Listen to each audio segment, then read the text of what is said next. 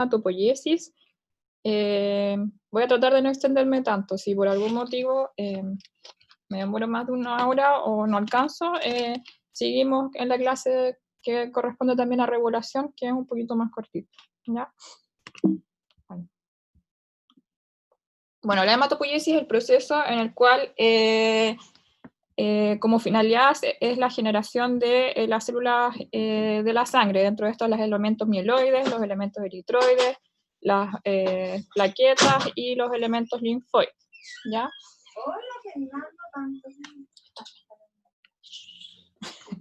Ya, perdón. Y este proceso parte de una célula troncal, ¿sí? ¿Se va a grabar la clase?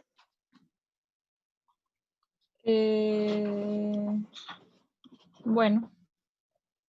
No, perdón por interrumpir. Muchas gracias. No, no te preocupes.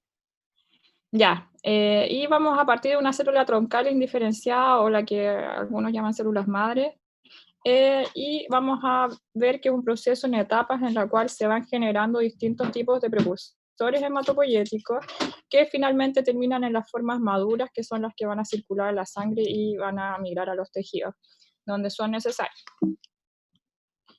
Ahora, la embriología de la hematopoiesis parte en una primera fase que es en el saco vitelino, que ya en el día 19 al 21 empiezan a formarse estas islas eritroides en el saco vitelino, que en el fondo son en las estructuras vasculares revestidas por endotelio, y que dentro de ellas van a tener estos precursores predominantemente de la línea eritroide, y que son precursores nucleados.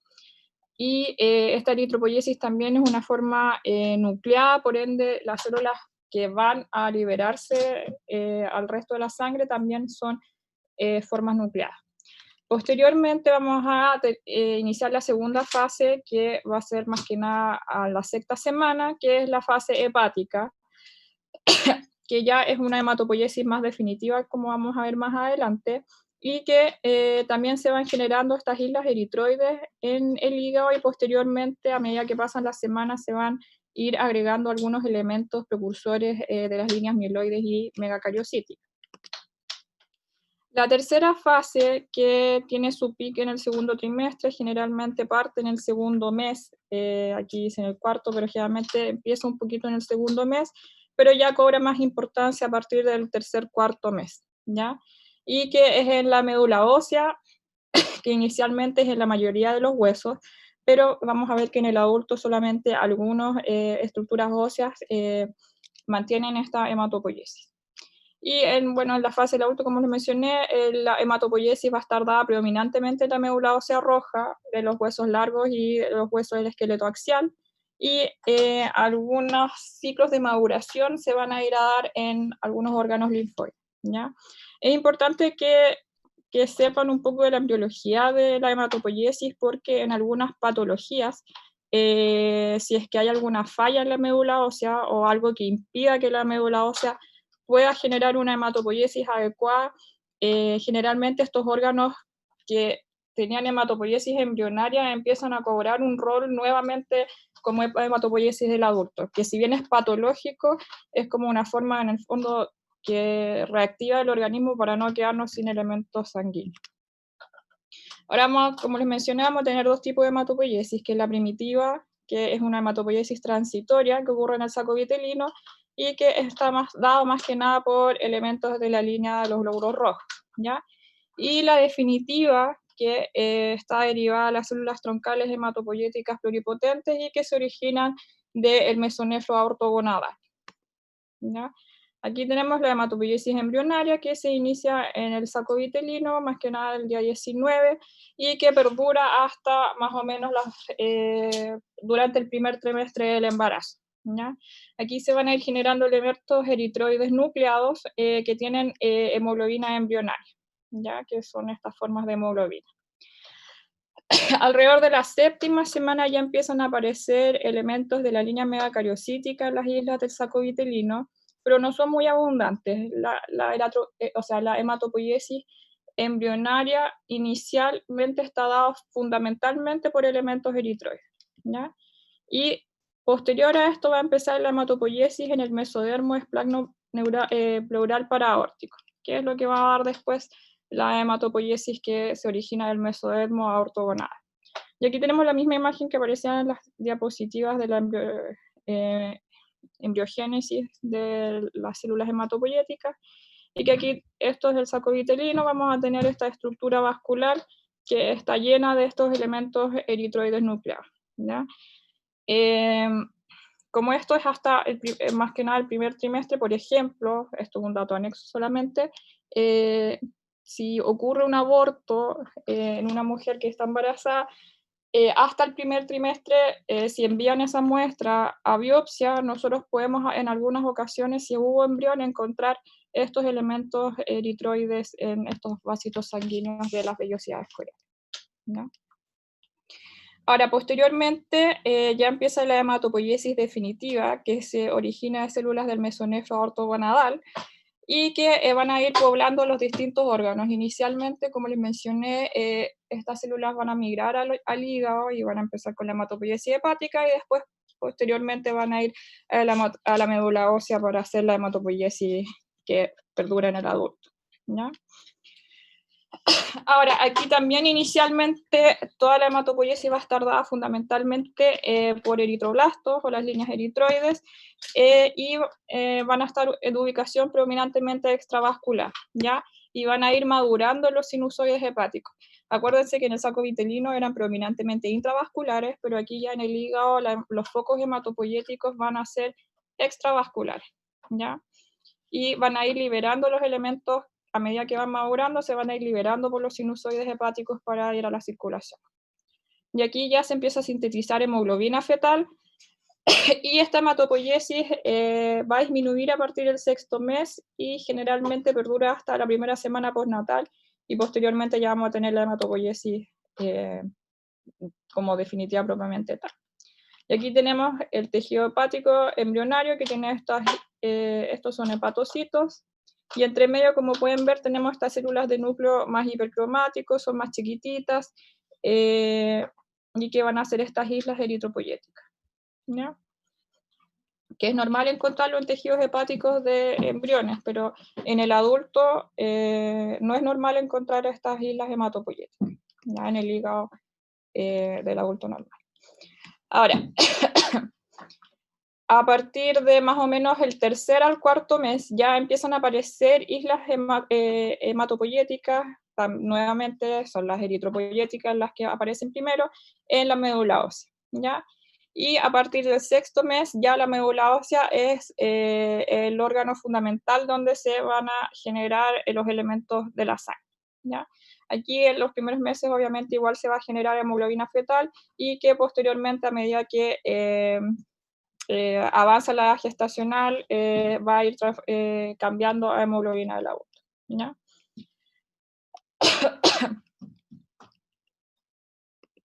Ya, y aquí también que en el hígado, en el 6.º mes, todavía pueden haber focos eritroides, pero también empiezan a aparecer focos mieloides y linfoides en el hígado, ¿ya?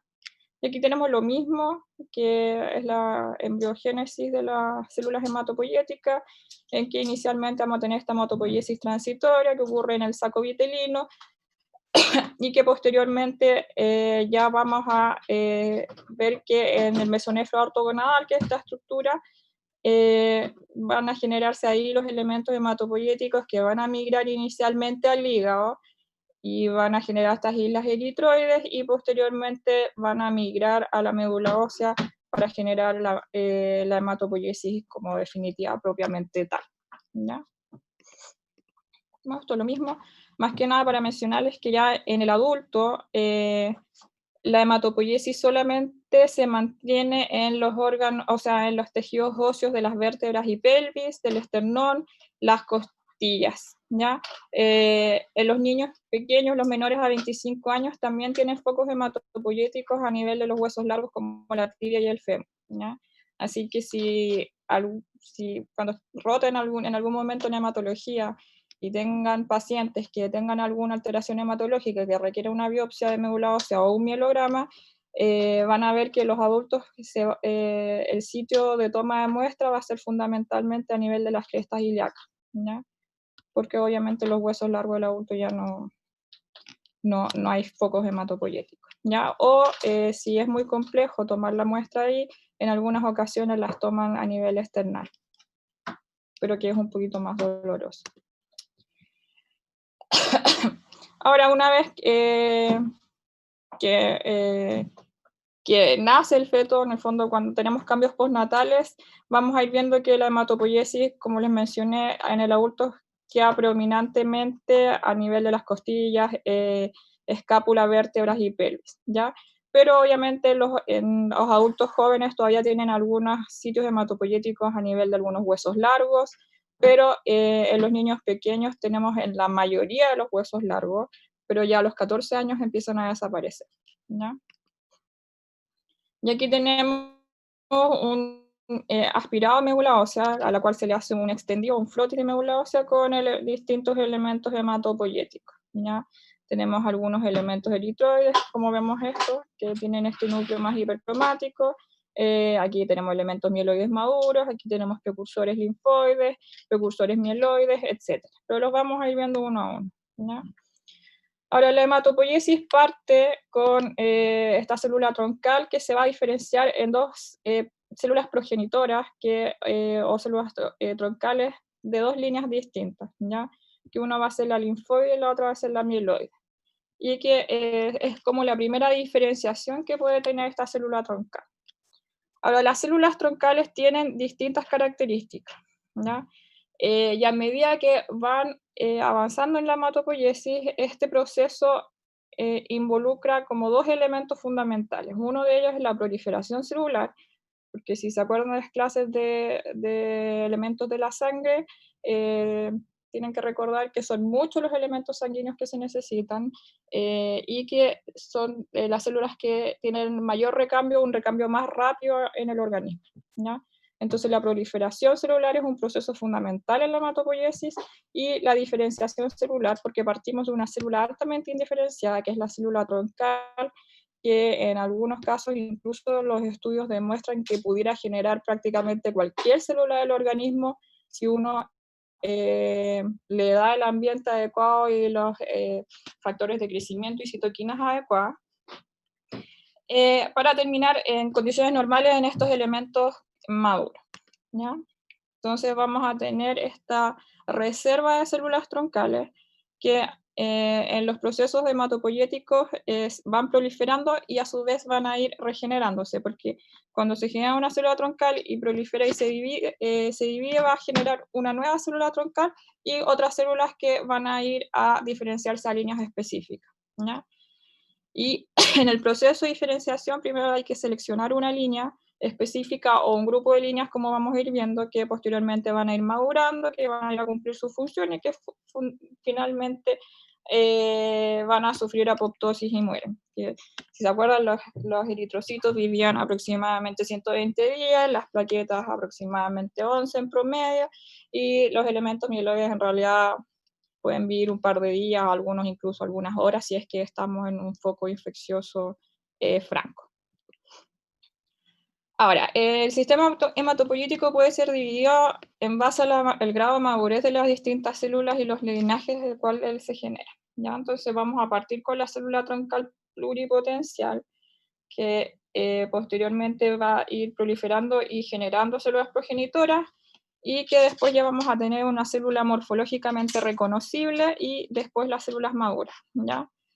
En general, a medida que se van diferenciando estas células, va a llegar un punto en los linajes en que uno puede reconocer en la línea celular propiamente tal. Pero los precursores habitualmente es muy difícil diferenciarlos morfológicamente, ¿ya? Porque más que nada hay que usar algunos marcadores de superficie, como vamos a ir viendo más adelante. Entonces todo parte con esta célula troncal, ¿ya? Que traten de no llamarle célula madre porque en realidad es un término un poquito incorrecto, ¿ya? Es la célula troncal, que las células troncales son las más indiferenciadas, son células multipotenciales o pluripotenciales que en el fondo pueden originar por una parte todas las líneas celulares hematopoyéticas. También vamos a ver que pueden generar algunos elementos celulares que forman parte del estroma de la médula ósea y también una serie de células que que son parte del resto del organismo, que como les mencioné, todavía todo eso está en estudio, pero se cree que en algunas condiciones incluso estas pudieran migrar y generar nuevos tejidos, ¿ya? Las células troncales son las únicas que tienen alta capacidad de autorrenovarse, eh, y son bastante escasas en el componente celular hematopoyético, son al 0,01% de las células nucleares. Así que la verdad es que en exámenes corrientes es muy difícil, bueno, por un lado morfológicamente estas no se pueden identificar ni en los frotis de médula ósea ni en las biopsias de médula ósea, pero con algunos estudios, como por ejemplo la citometría de flujo, pudieran identificarse estas células, ¿ya?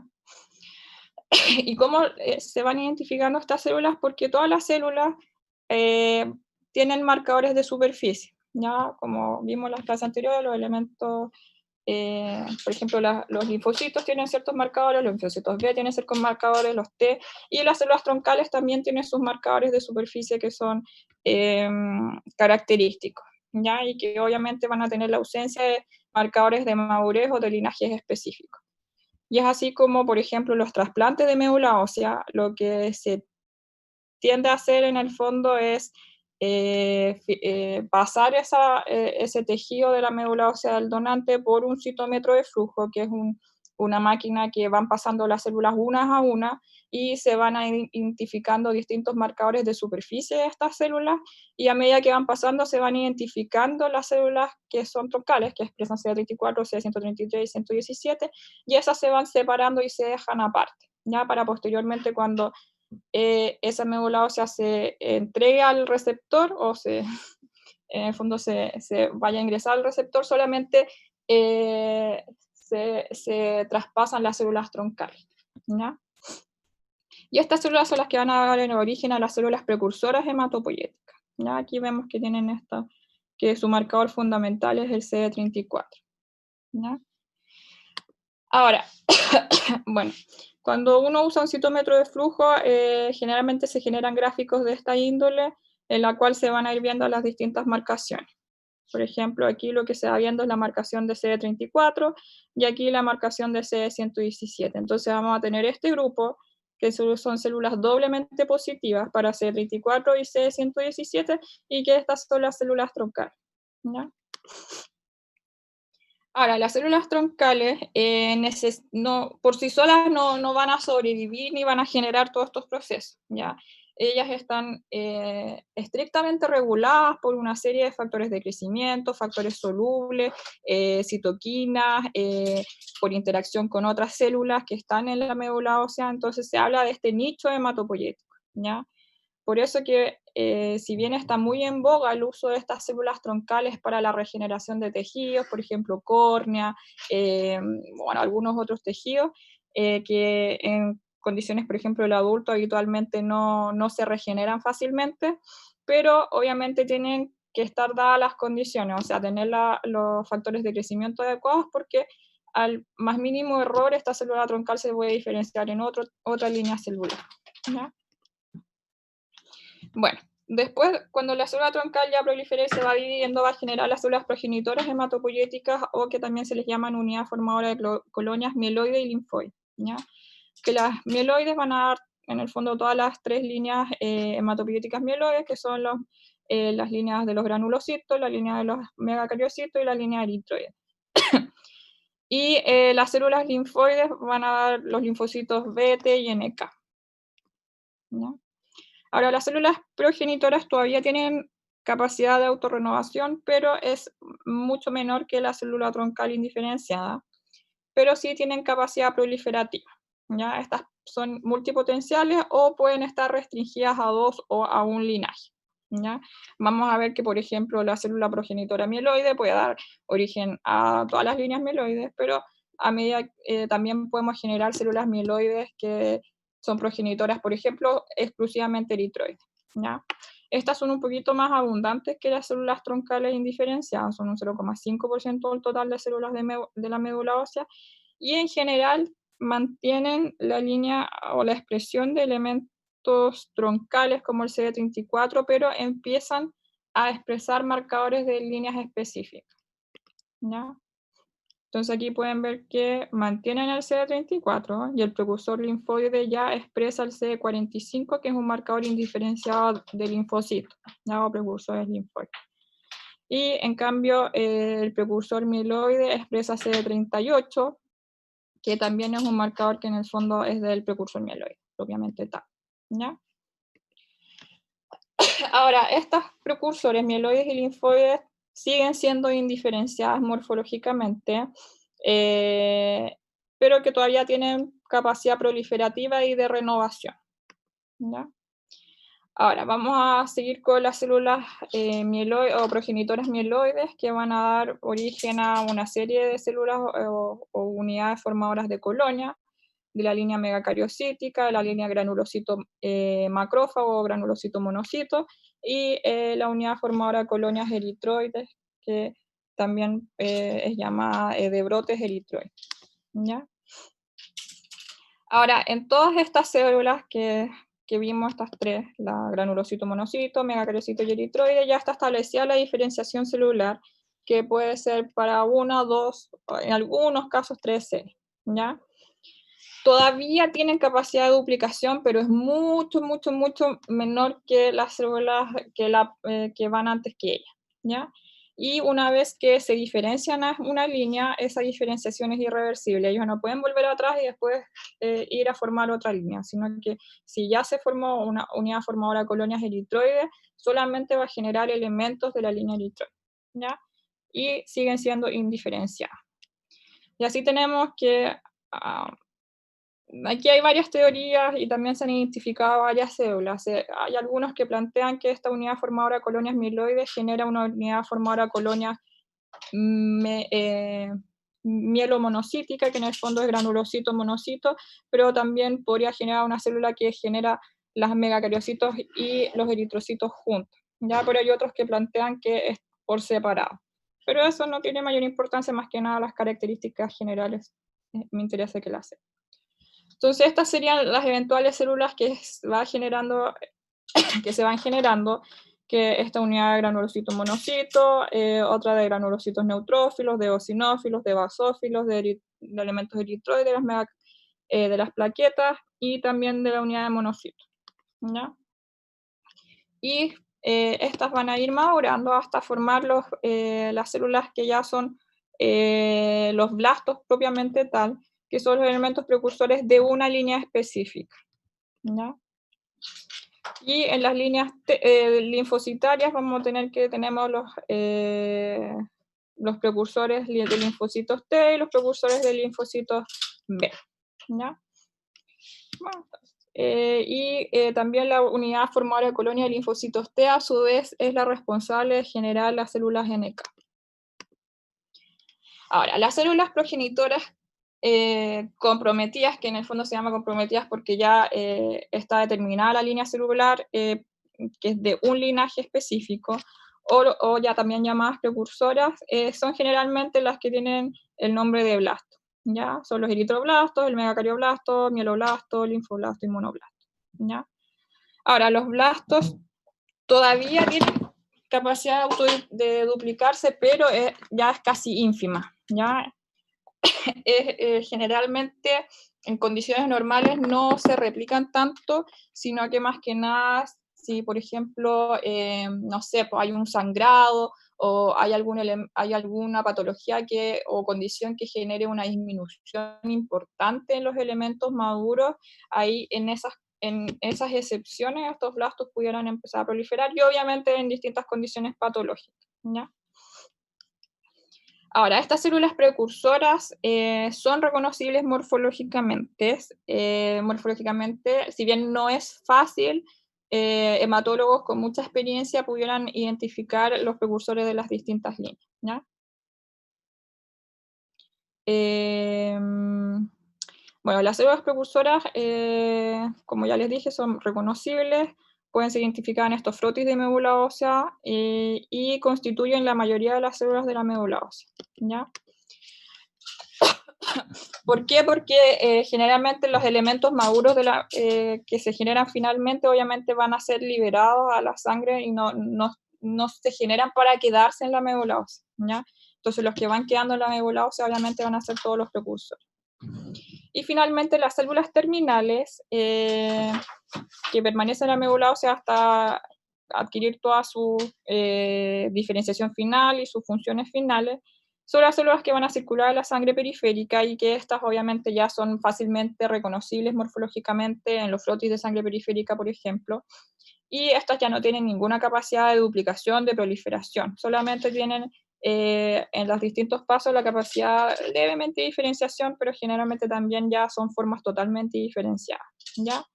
Y que estos son todos los elementos que vimos que son los componentes de la sangre, ¿ya? Los eritrocitos, plaquetas, neutrófilos, monocitos, eosinófilos, basófilos, los linfocitos T, B y NK. Ahora, si se acuerdan de las cantidades normales de los distintos elementos sanguíneos, también se pueden imaginar un poco cómo es la producción diaria de estas células. ¿Ya? Los eritrocitos se generan de 3 a 10 elevado a 9 elementos por kilo en producción diaria, ¿ya? O sea, son muchas células, y por eso la médula ósea es muy lábil a distintos factores exógenos, ¿ya? Y cuando hay alguna falla, tanto de la médula ósea o de falta de nutrientes, rápidamente se empiezan a ver las consecuencias, ¿ya?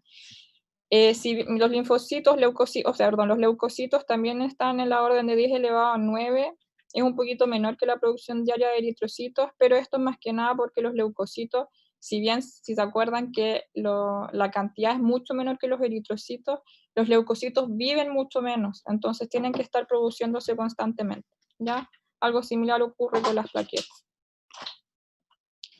Ahora, esto es solamente para mencionarles como un inicio de cómo se regula la hematopoiesis, que la hematopoiesis es un proceso que está estrictamente regulado por distintos factores.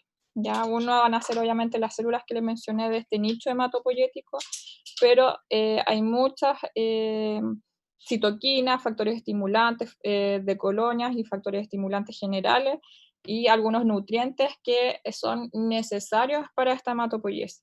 Obviamente como los más obvios o fundamentales van a ser el fierro y la vitamina B, que se van a dar cuenta cuando vean las clases de anemia, que cuando hay déficit de fierro y de vitamina B, ya vamos a tener alteraciones de las líneas eritroides, y también pudiera ser de eventualmente otras líneas.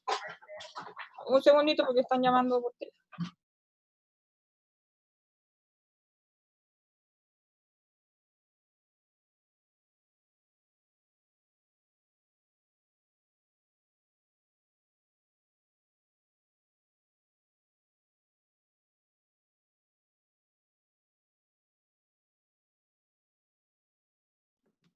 Ahora vamos a seguir. También hay una serie de citoquinas que participan en la hematopoiesis y que también las vamos a ver que participan en la respuesta inmune. Y otros factores estimulantes, por ejemplo, la eritropoyetina, que se genera a nivel renal, la trombopoyetina, etc. ¿Ya? Pero esto hay una clase exclusiva de esto. Entonces vamos a seguir con la mielopoiesis, que va a generar las líneas de los granulocitos neutrófilos, eosinófilos y basófilos, y los monocitos, ¿ya? Pero también obviamente los precursores eritroides y megacariocitos, si es que lo consideramos como mieloide en general, ¿ya? Bueno, las células precursoras mieloides, que son las que vienen después de las células troncales, tienen alta capacidad proliferativa, pero ya no tienen mucha capacidad de renovarse. Y el inmunofenotipo de estas células va a ser de células troncales más algunos marcadores ya mieloides. Los marcadores por ahora no quiero que se los aprendan, ya más que nada para que vayan entendiendo, porque a futuro puede que se los vayan mencionando, ¿ya? Ahora, vamos a tener la célula precursora mieloide, que va a generar la célula precursora granulocito monocito, y que bajo la estimulación de distintas citoquinas y factores de crecimiento, por ejemplo, el factor estimulante de crecimiento de granulocito monocito y de granulocito, o la interleuquina 3, va a dar que se generen finalmente granulocitos y monocitos, ¿ya? Y aquí tenemos, este era el precursor común, o la célula como progenitora, que después va, o unidad formadora de colonias, que después va a dar estas células que vamos a terminar en los mieloblastos. Esto está un poquito corrido, y los monoblastos, ¿ya? Vamos a partir con la línea de los neutrófilos, que parte con el mieloblasto, y que el mieloblasto es esta célula bien indiferenciada, que vamos a ir viendo sus distintas características, pero que en general se parece bastante a los precursores de las otras líneas. Si bien, como les mencioné, algunas hematólogos con mucha experiencia pudieran reconocer esta célula, es bastante complejo. Obviamente con estudios de estos antígenos de superficie son más fácilmente reconocibles. Después tenemos el promielocito, que va a ser esta célula que es un poquito más grande, que tiene este núcleo un poquito más ovalado y con núcleos prominentes. Después tenemos ya los mielocitos, que en la línea de los neutrófilos es el neutrófilo, pero estos es bastante parecido a las líneas de los eosinófilos y los basófilos, ¿ya?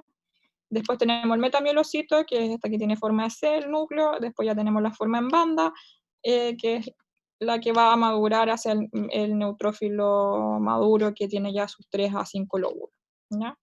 Entonces aquí tenemos distintas imágenes de hematopoiesis o mielopoiesis, en la cual aquí tenemos elementos mucho más indiferenciados. Aquí ya tenemos células progenitoras o mieloblastos. Aquí tenemos más cantidad de promielocitos porque tienen más citoplasma, el núcleo un poquito más ovalado y los núcleos se empiezan a notar más. Y aquí ya tenemos formas más diferenciadas. Aquí tenemos una forma en banda, aquí pudiera ser un metamielocito, y aquí ya tenemos formas maduras, ¿ya? Entonces el mieloblasto es esta célula que tiene un núcleo grande, con cromatina laxa, tiene múltiples nucleolos, que a veces es fácil de identificar, pero no siempre, y que tiene un citoplasma basófilo, porque siempre que haya una célula con un citoplasma muy basófilo es porque tiene muchos ribosomas y que en el fondo está generando muchas proteínas, ¿ya? Entonces ahí tenemos los mieloblastos. Después tenemos el promielocito, que es esta célula que es más grande, que tiene este núcleo ovalado, que tiene un par de nucleolos prominentes y que ya empiezan a aparecer más gránulos azurófilos en su citoplasma, ¿ya? Entonces, este no es tan basófilo, pero sigue siendo basófilo, pero ya tiene algunos gránulos que son un poquito más como de su línea diferenciada, ¿ya? Entonces aquí tenemos algunos promielocitos. Después tenemos el mielocito, que es más chiquitito, que tiene de los dos gránulos en cantidades más o menos similares, y el núcleo es esférico o con una leve dentadura, ¿ya? Y también tiene heterocromática. Y este ya es más reconocible, que es el metamielocito, porque tiene el núcleo en forma de C. Esto lo deben haber visto todo en histología. Y que el citoplasma ya se hace más acidófilo. ¿Por qué? Porque obviamente va a tener mucho más gránulos específicos, ¿ya? Y que va a terminar en la forma en banda, que es la forma que viene antes de la forma más madura, ¿ya? Hasta que tiene sus 3 a 5 lobulaciones. Que este es el que va a liberarse a la sangre, ¿ya? En algunas ocasiones también pero obviamente en menor cantidad.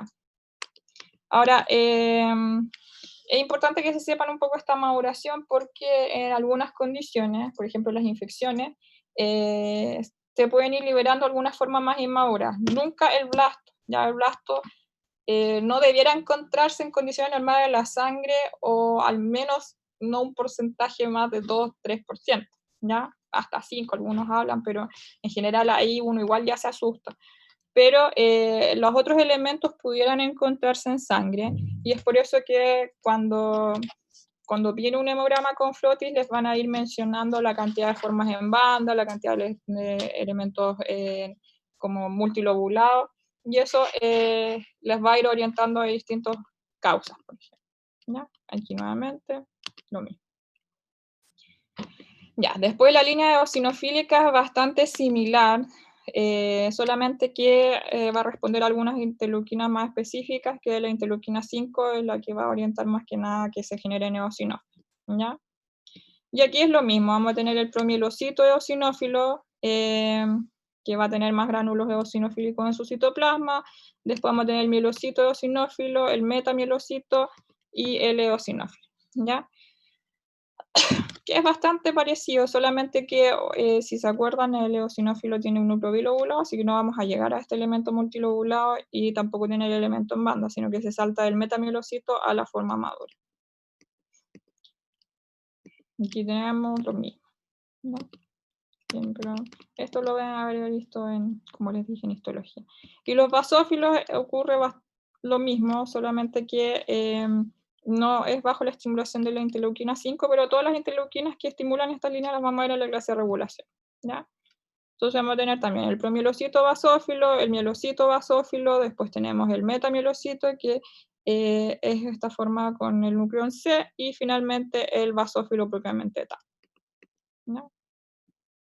Y promielocito, metamielocito y basófilo. Y aquí, más que nada, para que entiendan este concepto que les menciono de los marcadores, ¿ya? Porque si bien estos elementos que son un poquito más diferenciados de las distintas líneas, como del promielocito en adelante pudiera ser, se diferencian ya más fácilmente, los elementos muy inmaduros, como les mencioné, morfológicamente es imposible reconocer, ¿ya? Pero para eso se estudiaron todos estos elementos de marcadores de superficie y que van a dar distintas líneas, ¿ya?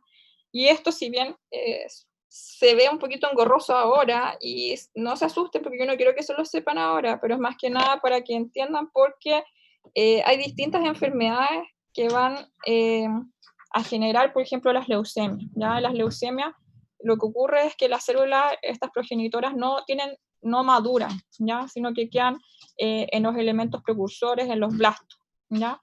Entonces, como no pueden madurar, no se generan elementos terminales en la sangre. Entonces, obviamente vamos a tener citopenia, que es la disminución de estos elementos maduros en la sangre. Entonces, vamos a tener anemia, vamos a tener trombocitopenia, vamos a tener leucopenia, y que obviamente tiene consecuencias catastróficas para el organismo, pero se van acumulando estas células inmaduras o blastos, ¿ya? Y estas se van a reconocer con estos marcadores de superficie, ¿ya? Que obviamente, que les mencioné, la estrella de estos marcadores es el CD34, nunca lo olviden, pero dependiendo de las distintas líneas van a tener distintos marcadores, ¿ya?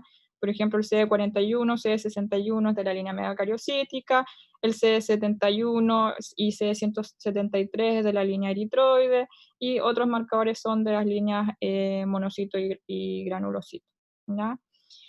Y esto porque, se los menciono porque también existen, cuando vean en Hemato, van a ver que hay distintas leucemias, ya que tienen distintos pronósticos, tienen distintas presentaciones clínicas, si bien el tratamiento no es tan distinto, pero obviamente la evolución de estos pacientes puede variar mucho, ¿ya? Y aquí lo mismo, para que entiendan que es bastante complejo, se ha estudiado también toda la expresión de marcadores en la maduración normal de la médula ósea y de los elementos de la línea granulocítica.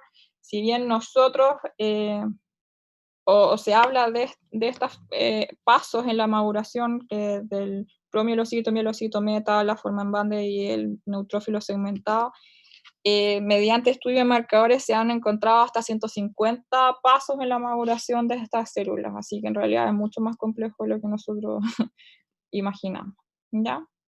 Y esto lo mismo es un gráfico que se hace con este estudio de citometría de flujo, en la cual se van viendo distintos marcadores, ¿ya? En este eje vamos a tener los marcadores el CD13, ¿ya? Y en este eje vamos a tener el CD11B, y ahí pueden ir viendo los que son doble positivos, los que son positivos a este marcador o a este solamente, y los doble negativos, ¿ya? Pero esto más que nada, para que sepan que existe este citómetro de flujo y que es así como se analiza la expresión de marcador, ¿no? Ahora, los progenitores granulocito-monocito también incluyen estas unidades formadoras de colonia de las líneas monocíticas, ¿ya? Y ahí vamos a tener la línea que parte con el monoblasto, bueno, después vamos a ver eso, pero que en el fondo es esta línea, que parte con el monoblasto y que después va a dar el promonocito, el monocito medular, y que después da el monocito sanguíneo, y que cuando ya llega a los tejidos siempre es el famoso macrófago, ¿ya?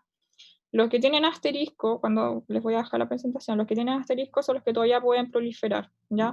Desde el asterisco en adelante solamente pueden diferenciarse, ¿ya? Ahora, el monoblasto es bastante similar a los mieloblastos, solamente que el citoplasma es un poquito menos basófilo, el núcleo es un poquito más irregular y levemente indentado, y que en algunas ocasiones se le pueden encontrar estas como vacuolas intracitoplasmáticas. Pero como les dije, en general es bastante difícil, ¿ya? Los promonocitos son más grandes, parecido al promielocito, tienen un citoplasma menos basófilo, ya empiezan a tener gránulos azurófilos, y que el núcleo se va haciendo un poquito más como todavía no completamente arriñonado, pero con esta indentación, ¿ya? Y el monocito medular ya tiene el núcleo reniforme o lobulado, tiene vacuolas intracitoplasmáticas y muchos gránulos azurófilos. Y aquí lo mismo, las líneas monocíticas, que va a estar atada aquí, que la expresión de sus marcadores es más que nada el CD14 y el CD36, que son como propias de esa línea, ¿ya? Y los elementos ya más maduros a veces expresan CD15. Pero esto es lo mismo, ¿ya? Ahora vamos a seguir con la eritropoiesis, que, bueno, los distintos progenitores eritroides van a tener distinto potencial proliferativo. Esto ocurre también en las distintas líneas. Y los elementos eritroides más inmaduros son las unidades formadoras de brotes eritroides, ya que en los libros lo van a ver como BFU-E, que son las Burst Forming Units, ¿ya? Que tienen una alta tasa de proliferación en respuesta a citoquinas, ¿ya? En cambio, los progenitores más maduros, que son las unidades formadoras de colonias propiamente tal, tienen un poquito más limitado el potencial proliferativo, ¿ya? Entonces aquí tenemos que esto viene de la unidad formadora de colonia megacariocito eritrocito, que va a generar esta unidad formadora de colonias eritroides, que después se va a diferenciar en proeritroblasto y vamos a llegar al eritrocito, ¿ya? Y que esta línea en el fondo va a estar estimulada por la eritropoyetina. Y en la médula ósea, los elementos eritroides necesitan o están sustentados por un macrófago. ¿Ya? Hay un macrófago central que a su alrededor va a tener todos estos elementos eritroides y que van a ir madurando para finalmente llegar al sinusoide y liberar el eritrocito maduro, ¿ya? Y aquí partimos con el proeritroblasto, el eritroblasto basófilo y el policromatófilo, que son los que mantienen su capacidad replicativa. Y después ya tenemos las formas que solamente pueden diferenciarse, que es el ortocromático, el reticulocito y el eritrocito, ¿ya? El proeritroblasto es bastante similar al mieloblasto, tiene este núcleo grande, con uno o dos núcleos visibles y con una basofilia moderada en su citoplasma, ¿ya? Aquí lo pueden ver, pero si después revisaran para atrás las imágenes del mieloblasto, en realidad es bastante complejo diferenciar, ¿ya? Después tenemos el normoblasto o eritroblasto basófilo, que es mucho más basófilo, su citoplasma tiene gránulos basófilos un poquito más densos, es una célula más pequeña y tiene una cromatina que es más condensada granular, ¿ya? Yo creo que todavía sigue siendo difícil de identificar. El que ya es más fácil y que a veces lo van a ver también en sangre periférica, no es normal, pero lo pueden ver, es el eritroblasto policromatófilo, ¿ya? O el normoblasto temprano, que también le llaman algunos, que son estas células, ¿ya? Que el citoplasma se va haciendo un poquito más acidófilo a medida que las líneas eritroides empiezan a sintetizar hemoglobina y esta empieza a aparecer en el citoplasma deja de ser basófilo y empieza a ser más acidófilo, ¿ya? Este núcleo más pequeño y tiene estos gránulos de heterocromatina. Y después ya tenemos el eritroblasto ortocromático o normoblasto tardío, que el citoplasma es acidófilo ya. Este ya es bastante más fácil de reconocer, que en el fondo en la imagen anterior serían estos de aquí. Y tiene un núcleo pequeño, denso y compacto. De esta célula no se divide, ¿ya? Entonces aquí tenemos la forma más indiferenciada, el eritroblasto, normoblasto. Aquí ya tenemos algunos ortocromáticos y los policromatófilos, ¿ya? Y después vamos a tener el reticulocito medular, que ya perdió su núcleo y que tiene muy poca basofilia. Y este es el que entra a la sinusoide y posteriormente va a generar el lóbulo rojo propiamente tal, ¿ya? En condiciones normales, en sangre pudiéramos encontrar hasta un 2%. Ya sobre 2% ya generalmente es reactivo a alguna pérdida sanguínea, ¿ya? Y el eritrocito que es el que está en sangre. Ahora aquí lo mismo que les había ido mencionando, que un segundo que están llamando de nuevo.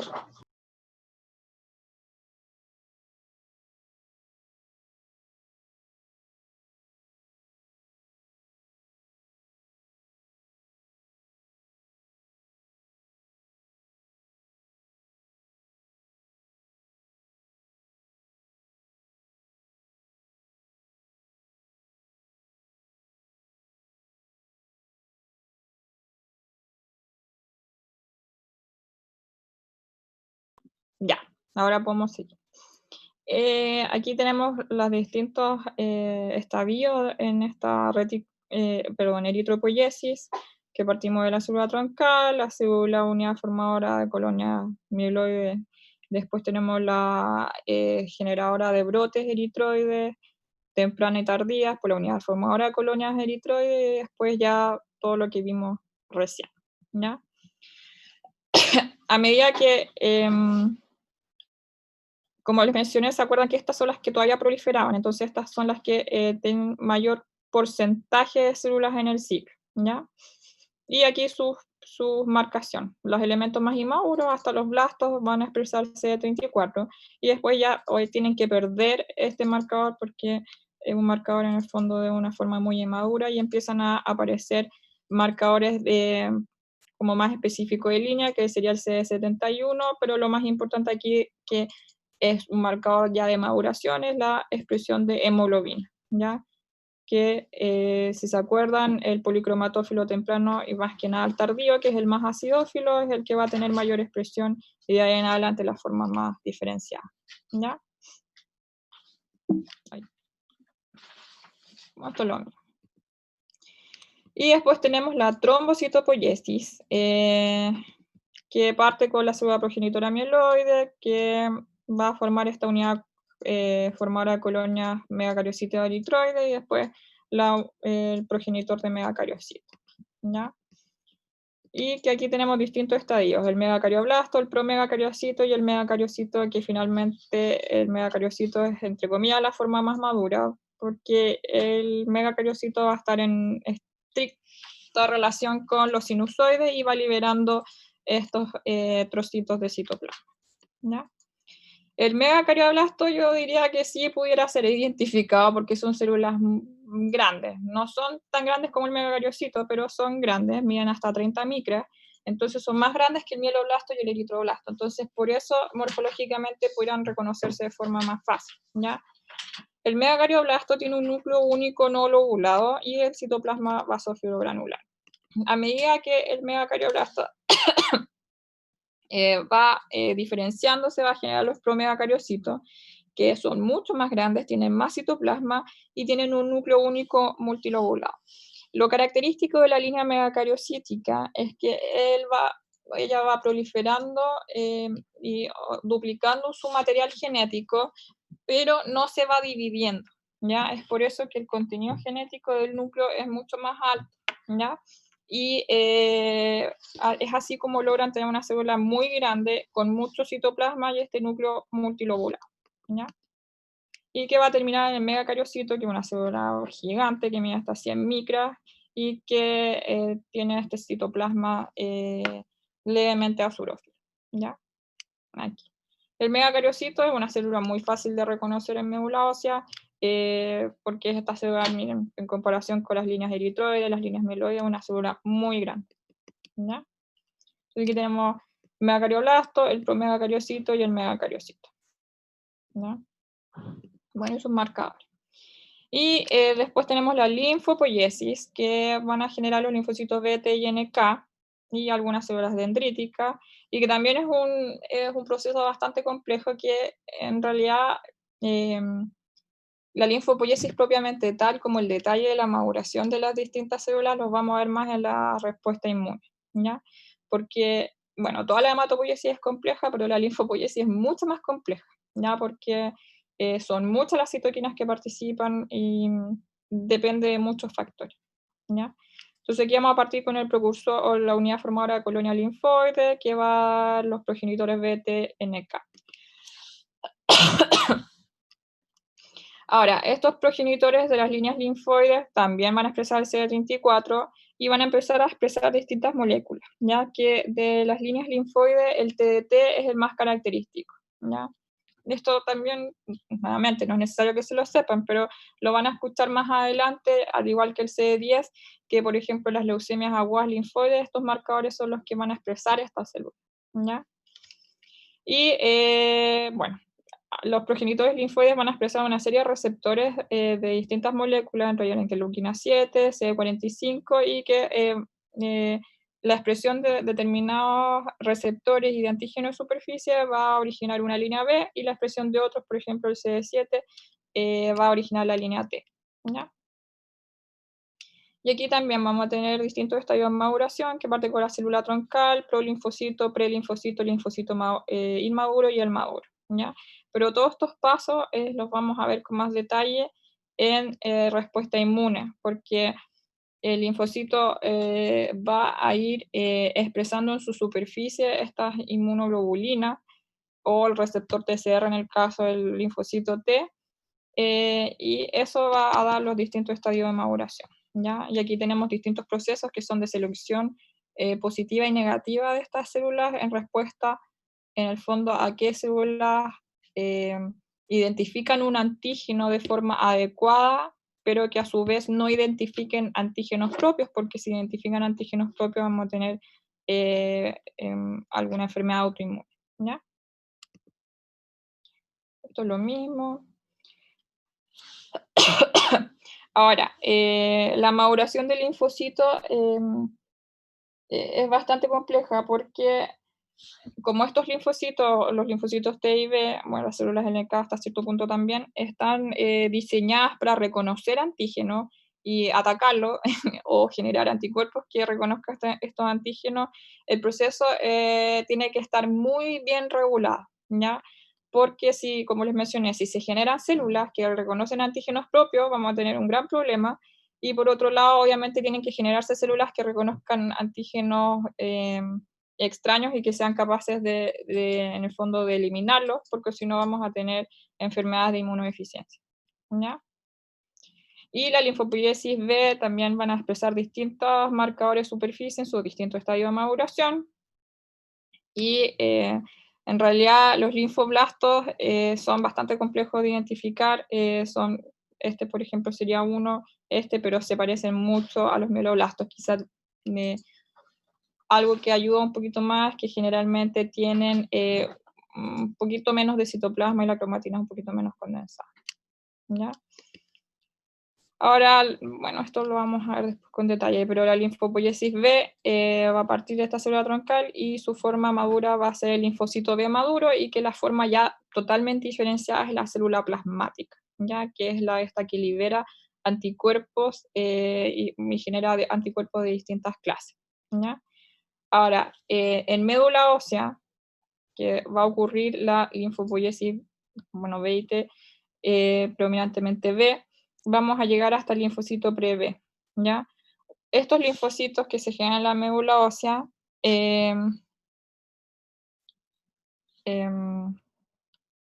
posteriormente van a migrar a los órganos linfoides periféricos, y ahí se va a generar la maduración final, ya en respuesta a antígenos que se les va a ser presentado en estos órganos linfoides.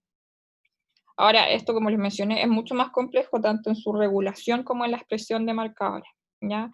Y si bien se ve engorroso, esta expresión de marcadores es bastante útil, porque todas estas etapas o pasos en la maduración de estos linfocitos B, de los linfocitos T, que pueden tener dos líneas, las T colaboradoras, las T citotóxicas, tienen distinta expresión de estos marcadores. Van a ver que cada uno de estos pasos marca distintos antígenos, ¿ya? Y cada uno de estos pasos puede generar una célula patológica, ¿ya? O una célula neoplásica o una célula que no funciona, ¿ya? Y al generarse una neoplasia de estas distintas células, vamos a tener distintas patologías, ¿ya? Por ejemplo, los distintos linfomas, de células B, de células T, pero aquí cuando vean patología linfoide, van a ver que hay muchos linfomas, y se van a ir diferenciando de acuerdo a estos, un poco morfológicamente, y de acuerdo a la expresión de estos marcadores, ¿ya? Bueno, esto es lo mismo, los marcadores que de las líneas B, fundamentalmente el CD20, el CD10, entonces aquí tenemos los linfocitos B. Si aún no expresan CD20, pero tienen muchos CD10, generalmente son formas más inmaduras, ¿ya? La linfopoiesis T también se origina en la médula ósea, pero estos linfocitos van a migrar al timo, y ahí se va a generar la maduración final, ¿ya? En el timo no se produce la renovación del linfocito, ¿ya? Entonces, en el fondo, los precursores linfoides T se van a generar en médula ósea, pero migran al timo, y ahí sufren su proceso de proliferación y diferenciación final, ¿ya? Todo esto es lo mismo. Es bastante similar a la linfopoiesis B, solamente que aquí la célula troncal es la que se genera en médula ósea y ya el prolinfocito T es el que va a migrar al timo y va a, en el fondo, ir proliferando y madurando, ¿ya?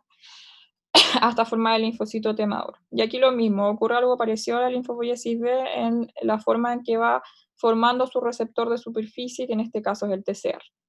Pero eso lo vamos a ver más detalles. Ahora, el linfocito T, como les mencioné en la clase anterior, hay distintos tipos. Tenemos el T colaborador, el T citotóxico y los T reguladores, ¿ya?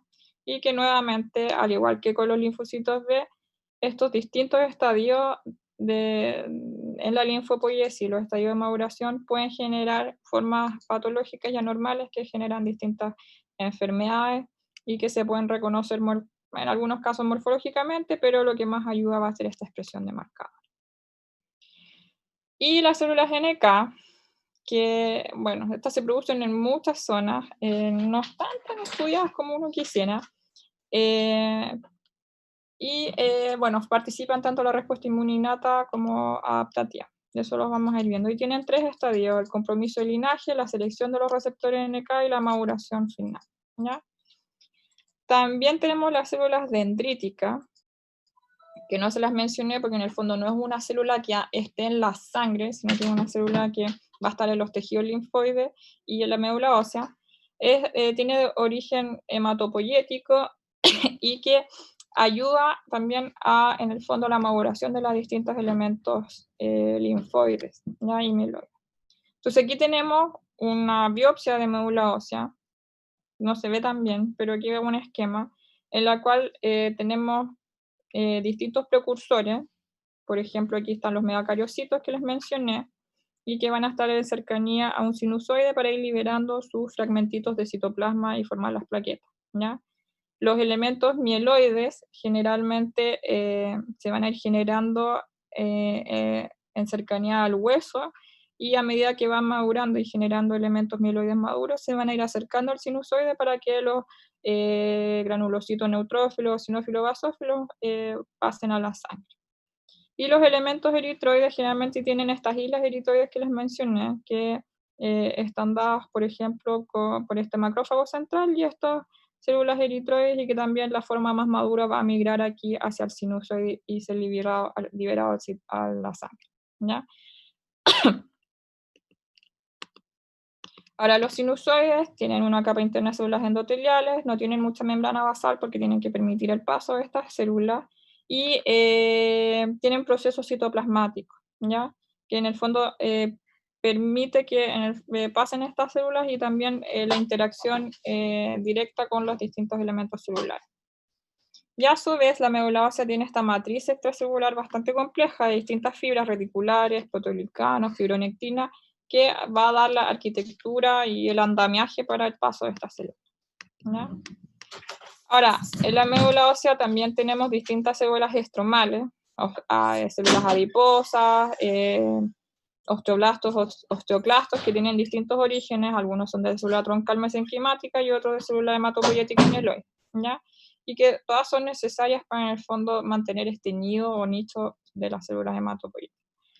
Esto más que nada para recordarles, no es necesario que se lo sepan, pero el osteoblasto, que en el fondo está en el endostio y que son las células generadoras de hueso. Los osteoclastos son estas células multinucleadas, pero que no los confundan con los megacariocitos, porque el megacariocito tiene un núcleo multilobulado, el osteoclasto tiene múltiples núcleos, ¿ya?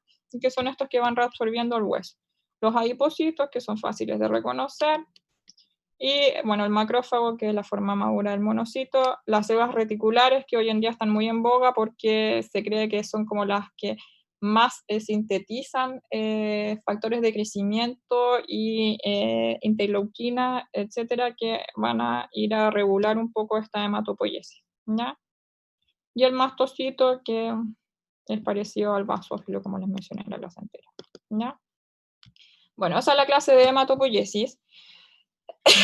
No quiero que se estresen mucho, ¿ya? Creo que entiendan los procesos, que sepan como las características más que nada de la diferencia entre una célula troncal, una célula progenitora, blasto y las células maduras, a grandes rasgos las distintas líneas de diferenciación celular, y eso más que nada, ¿ya?